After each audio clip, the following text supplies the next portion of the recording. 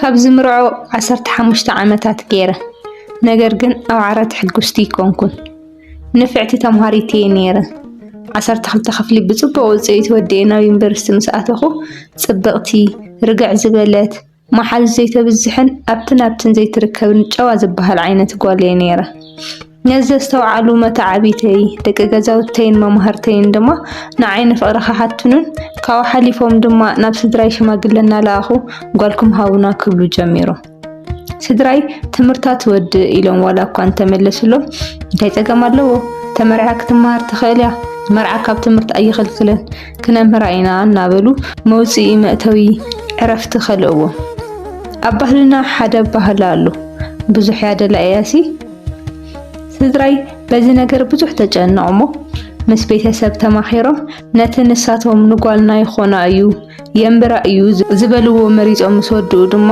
ምስ ሓቦታትክን ኣኮታትክን መኺርና ንወድእ ከለ ክትምርዓው ሓሲብና ኣለና ሞ እንታይ ይመስለኪ ይበሉኒ ካብ ፍቓድ ስድራይ ወፂ ይፈልጥን ኣነ ትምህርቲ ብጣዕሚ እየ ዝፈቱ ተማሂረ ኣብ ዓብዪ ደረጃ ክበፅሕ እዩ ድማ ድሌተይ ብርግፅ ስድራይ ብኢኮኖሚ ድሓን ዝበሃሉ እዮም ማለት ካባይ ዝፅበይ ዓይነት ሲኮኑን ነገር ግን ጓል ኣንስተይቲ ዓርሳ ክትክእል ኣለዋ ባህሊቲ ነዚ ኩሉ ፅዒር ኣብ ዝበፂሐሲ ንቕብኣት ንሞዴስ ናስቤዛ እናበልኩ ካብ ሰብኣይ እናለመንኩን እናተሳከፍኩን ኣይነብርን ካብ ፍቓድኩም ኣይወፅእን እየ ነገር ግን መጀመርታ ትምህርተይ ክውዳእ ኣለኒ ይበልኩ ነዚ መልሲ እዚ እንዳወዲ ምስ ተነገሮም ድማ ፀገም የብሉን ክንፅበ ኢና በሉ ድሕሪ 1 ዓመት ምስ ተመረቕኩ ድማ ተመርዕኹ በዓል ገዛይ ደሓን ዝበሃል ኣታዊ ኣለዎ ጽቡቕ ኑሮ ድማ ጀሚርና ነገር ግን ኣብ ዓራት ሕጉስቲ ኣይነበርኩን ንሱ ንዓይ ናይ መጀመርታ እዩ ኣብቲ መጀመርታ ኩሉ ነገር ሓዱሽ ስለ ዝነበረ ሓቂ ዘረባና ሓሸ ዝኸይድ እዩ መሲሉኒ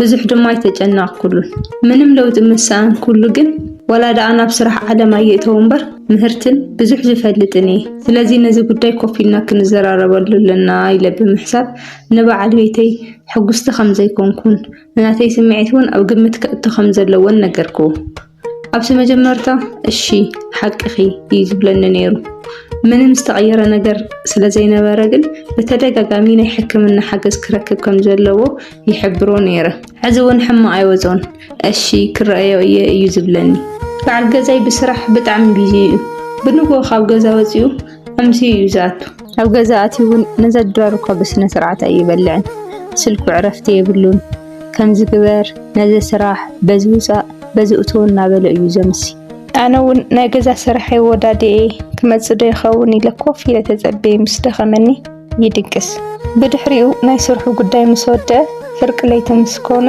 መፂኡ ካብቲ ጥዑም ድቃሴ ቀስቂሱ ገና ካብ ድቃሴ ከይተበራበርኩ ንኩሉ ነገር ድልብቲ ከይኮንኩ ከምቲ ዝተለመደ ድላይ ገይሩ ለጥ ኢሉ ይድቅስ ኣነ ሽዑ ዝስምዐኒ ስምዒት ብጣዕሚ ከቢድ እዩ ከምዚ ናይ ገዛ ኣቕሓ ትጥቕም ኣቢልካ ትድብርዮ ዓይነት ከምኡ ዝኾንኩ ኮይኑ እዩ ዝስማዓኒ ኣብ ከምዚ ኩነታት ከለና ጠኒሰ ሓደ ግዜሲ ቆልዓ ንምውላድ ኣብ ርክብ ጓል ኣንስተይቲ ሕጉስቲ ክትከውን ኣለዋ ተዝበሃልሲ ክንደይ ሓዳር ብዘይ ቆልዓ ምተረፈ ክንደይ ሓዳር ፋሕፋሕ ምበለ ኢለ ይሓስብ ብዝኾነ በዚ ኩነታት እናቐፀልና በዝሒ ንወልዶም ቆልዑት እውን እናወሰኹ ኸዱ እንተኾነ ግን ተሓከሞ ተረኣዩ እናበልኩ ካብ መጨቕጨቕ ዓዲ ይወዓልኩን ጨቕጨቕን ዘረባን ምስ በዝሐ ግን ናተይ ዘይኮነስ ናትኪ እቲ ፀገም ናትኪ ስምዒት ንኸላዓል ሰዓታት ይወስደልክም ሞ ኣነ እንታይ ግበር ትብልኒ ኣለኺ በለኒ እንተኾነ ግን ሱቕ ኣይበልኩን እናንበብኩ ምስ ሓኻይም እንዳተማኸርኩ ሓደ መድሓኒታት ንጥዕንኡ ብዘይጎድእ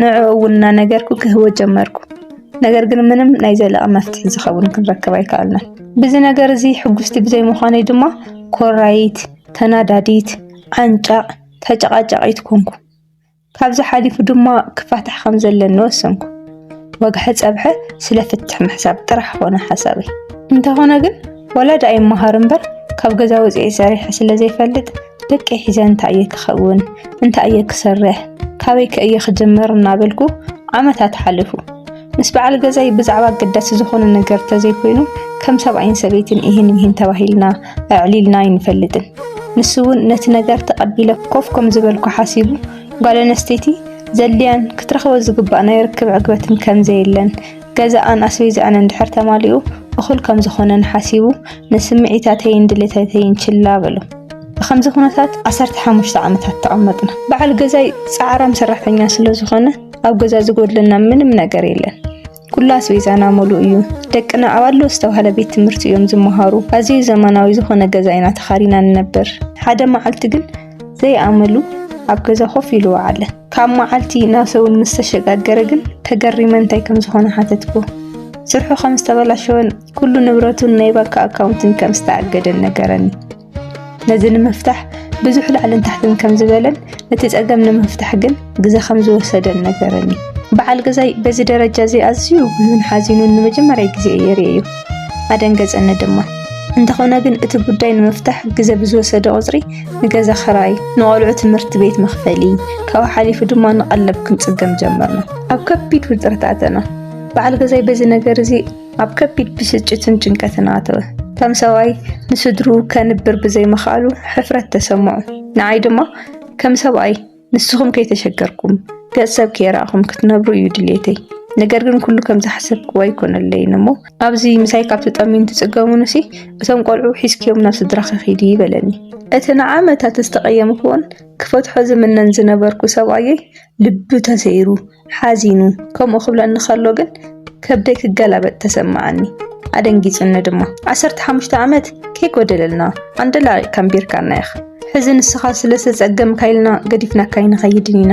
ኣነ ኮ በዓልቲ ቃል ኪዳንካ እየ። ኣብ ፀገምካን ሕመቅካን ንኸይጠልመካ ቃል ዝኣተኽልካ በዓልቲ ቃል ኪዳንካ። ስለዚ ነዚ ፀገም ብሓደ ክንሰብሮ ኢና። ኣጆኻ ንስኻ ጥራሕ ተስፋ ከይትቆርፅ በልኩ። ዘይተፀበዮ መልሲ ስለዝነበረ ኣዝዩ ተገረመ።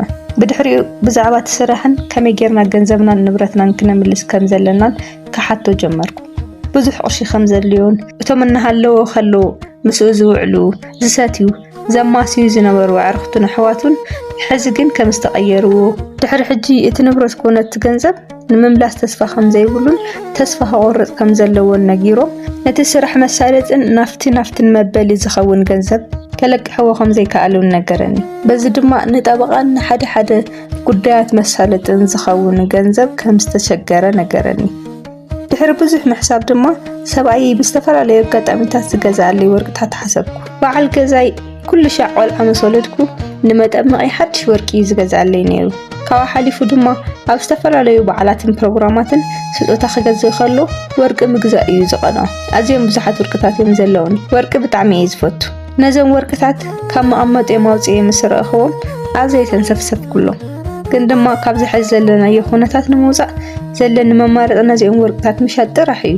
ኣብ መርዓና ካብ ዝገዝአለይን ዝተወሰኑ ሃብልን ኣትሪፈ እቶም ዝተረፉ ኩሎም ድማ ሸጥክዎም። እቲ ገንዘብ ኣዝዩ ብዙሕ እዩ ነይሩ። መጀመርታ ናይ 6 ወርሒ ገዛ ኸራይ፣ ን6 ወርሒ ዝኸውን ቀለብናን ካልኦት ወፃኢታትን ሸፊነ እቲ ዝተረፈ ቅርሺ ንበዓል ቤተይ እዚ ንጠበቃን ንሓደ መውፃኢታትን መሸፈኒ ክኾነካ እዩ በልኩ። ንሱ እውን ነቲ ቅርሺ በዝሒ ምስ ተረአየ ስንብድ ኢሉ ካበይ ምፅኽዮ በለኒ። እቲ ዝነበረና ኣዋርቕ ሸይጠዮ በልኩ። ኣዋርቐይ ከመይ ከም ዝፈትዎም ስለዝፈልጥ ተገረመ። ይቐኒየለይ ኢሉ ሕቑፍ ኣቢሉ ሰዓመኒ። ከምዚ ካልእ ሰብ ኮይነ ተረኣኽቡ። ኣነን በዓል ገዛይን ውሽጥና ኣይንፋለጥን ኢና ነርና። ተላዚብና ይህን ሚህን ተባሂልና ናይ ውሽጥና ዕሊልና ኣይንፈልጥ ኢና ነርና። እዚ ፀገም ምስ መፀ ዝበለፀ ኣቀራሪቡና ኣፋሊጡና እዩ። ንዓይ በዓል ቤተይ ሓላይት ፈቃር ጠንካራን ፅንዕትን ምዃነ ኣይፈልጠንን። ኣነ እውን ብተመሳሳሊ ከምኡ ቀዳዊና ዝኾነ ፀገም መፂኡ ግን ኣፋቂሩናን ኣተሓቋቂፉናን እዩ። ድሕሪ ዝተወሰነ ግዜ እቲ ፀገም ተፈቲሑ ንብረትናን ናይ ባንክ ኣካውንትናን ንሰመነስና ደስተና ወሰን ኣይነብሮ። ነገራትና ንብሩ እናተመለሱ ምስ ከዱ ድማ ንበዓል ቤተይ ኮፍ ኣቢለ ኣነ ክሳብ ሕዚ ተፀሚመካ እየ፣ ካብ ድሕሪ ሕጂ ግን ወይ ተሓክሞ ወይ ድማ ፍትሐኒ ይበልኩ። እሱ ድማ ስሕቕ ኢሉ ናይ ምንታይ ምፍታሕ እዩ? ድሕሪ ሕጂ ምፍታሕ ዝበሃል የለን፣ ፅባሕ ናብ ሕክምና ክኸይድ እየ በለኒ። ኣዝየ ተሓጎስኩ። ድሕሪ ብዙሕ ሕክምናን ክትትልን ሕጂ ኣብ ፅቡቅ ኩነታት ኣለና። ድሕሪ 15 ዓመታት ሓቀኛ ናይ ዕግበት ስምዒት ረኺበ እዩ።